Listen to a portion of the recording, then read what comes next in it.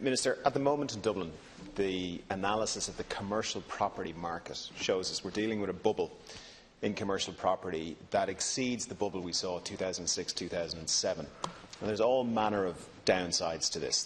There are very few winners. The only winners really are some foreign landlords, and even they will become losers if and when the bubble bursts. But specific to your own portfolio, I think we're all agreed that there needs to be more residential development in Dublin, as well as many other places.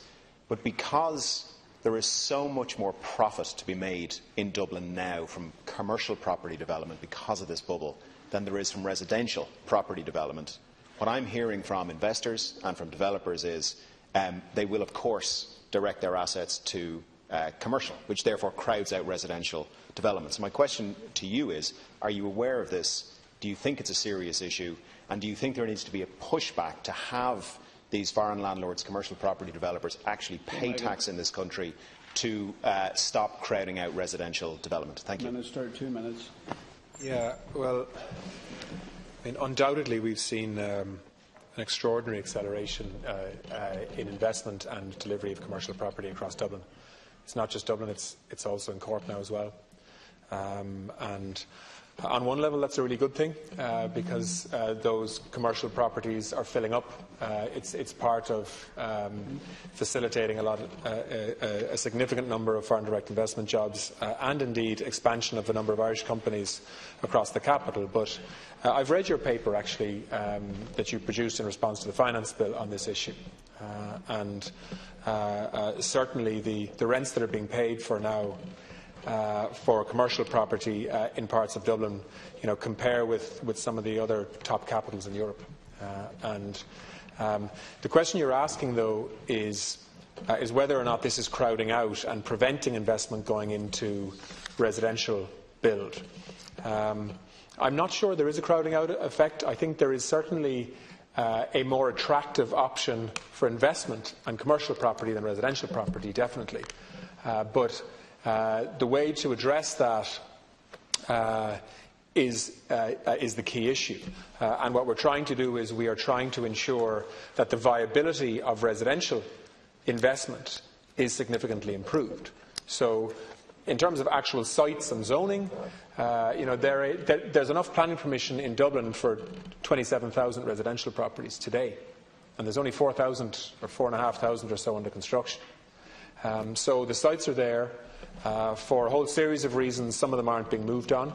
But I think it is encouraging to see that in the last quarter of last year, planning permissions for apartment complexes in Dublin, which is what we need a lot of, was up 300%.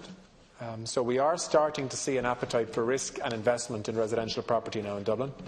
And we've seen, of course, extraordinary increases in rent for residential properties also, which has changed that appetite, I think.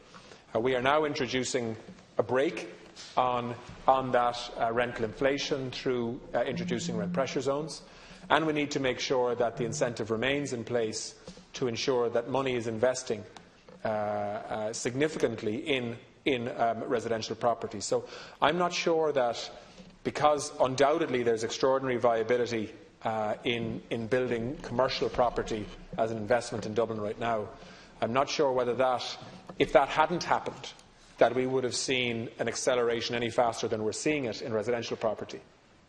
Perhaps, but I don't think so. There's no shortage of capital globally to invest in good propositions.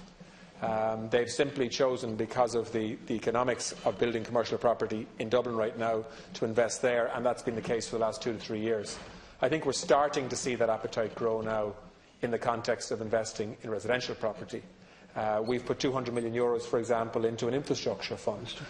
We have done away with we've reduced development charges significantly. We've streamlined the planning process.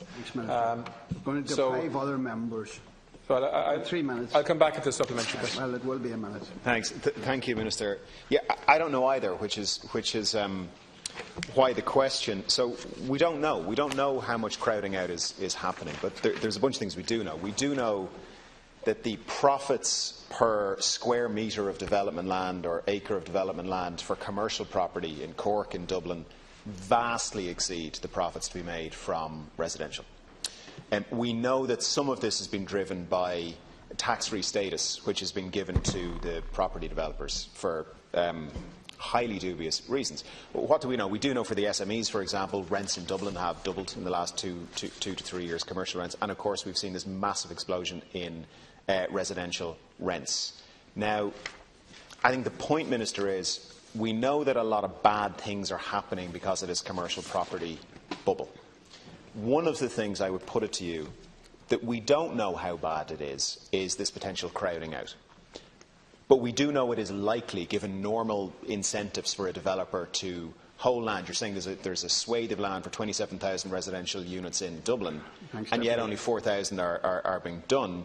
Well, maybe I would put it to you, maybe part of the reason is people are holding that to say, well, if I can make, let's say, 5 times more money from office than residential, maybe I'll hold it and try to get a change of planning. So can I ask you then, on the basis that there is a property bubble, and it sounds like it's gone to Cork, we know that there are adverse effects of this. We know that it is reasonable to assume that one of those is the crowding out of residential development. Would you, I'll finish this, thank you for your patience. Would you consider commissioning a report, a reasonably quick report, to look at this and to assess what level of crowding out might be happening? Thank you. I mean, I think it's important to say that we need a lot of extra commercial property in Dublin and in other cities too.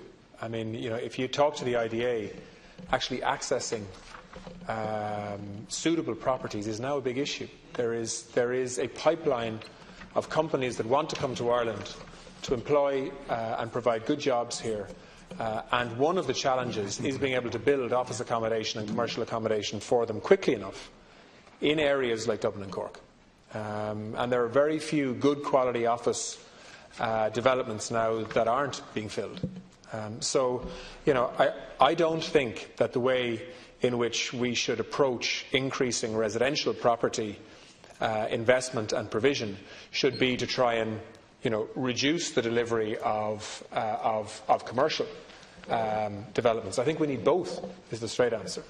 And undoubtedly we have a lot of zoned land and a lot of planning permissions in place, and we know a significant increase in the number of planning permissions going for decision to actually ramp up significantly the provision of residential property. So we think that last year now there will have been about 15,000 residential properties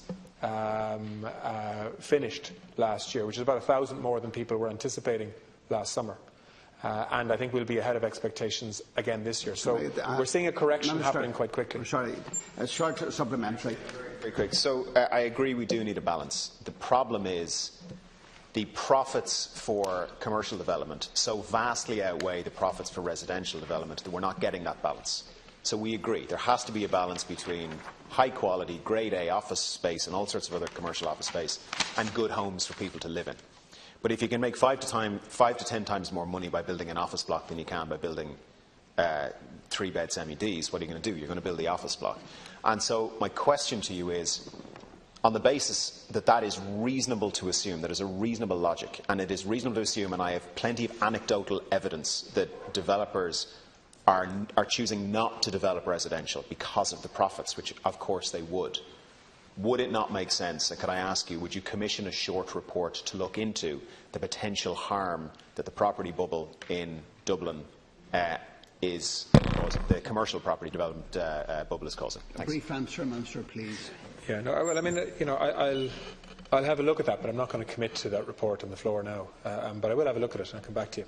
But I do think that it's important that we don't draw conclusions from a Dublin market and make national decisions on that basis. We have a real shortage of good quality commercial accommodation outside of Dublin at the moment, and we need to attract the investment to deliver that, and the kind of returns that are available in Dublin are not available in many other cities, which is why I think many companies should be looking at expanding outside of Dublin to places like Cork and Limerick and Waterford and Galway and so on, and Wicklow, where they can get very similar property for 40% less in terms of leasing charges. But what I would emphasise is that we have seen virtual stagnation up until recent months in terms of residential property delivery. And we are starting to see a big change in that now. And there's a whole series of strategies to build on the small momentum that is currently now there. So I'm not sure that by trying to reduce the momentum in the commercial property side, that we're necessarily going to get a corresponding increase in residential, given where land is zoned and where it's not zoned and so on, and given the availability of finance at the moment at relatively low cost for decent commercial propositions. Can I say to the House